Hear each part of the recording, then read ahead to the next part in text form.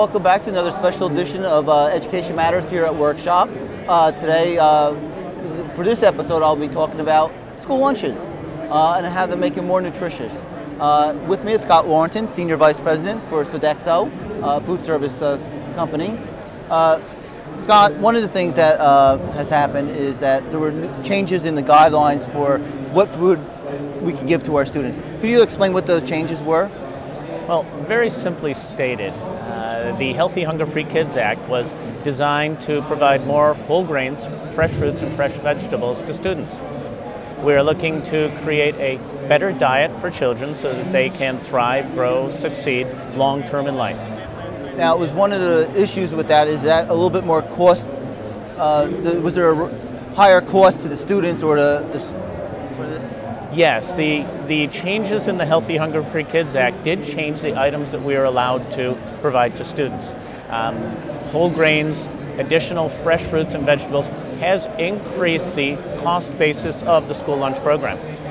The federal government has provided an incremental 6 cents that will support the free and reduced lunches in schools, but the 6 cents is not sufficient enough to cover the entire cost of that program.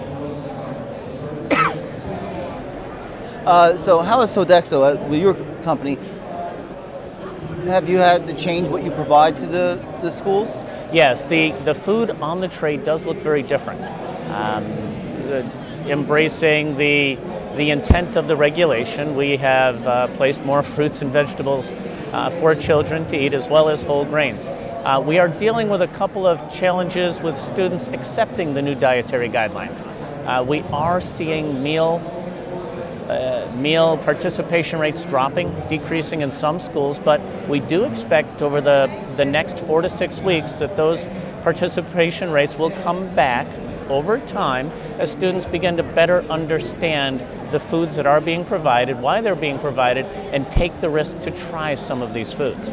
So you're expecting, and probably the government is also, the federal government, that it's just a transition period that the students are going through, and they'll adapt to the new menu at some point down the road. Correct. That is the expectation. And as participation rates rise, there will be more revenue that will help offset some of the incremental costs of the new items. Okay. Thank you, Scott. Very good. For joining us. If you have any questions on, actually, I should ask you one final question. If someone has a question on the food service industry or the new guidelines, they want to contact you, how can they, or Sodexo, how do they do that? Certainly, they could look up Sodexo.com on the internet, or they could email me directly at scott.loretan, SCOTT.LORETAN @Sodexo.com. Thank you, Scott. Great, thank you. And that brings us to the end of this special edition, and I hope that you enjoyed this.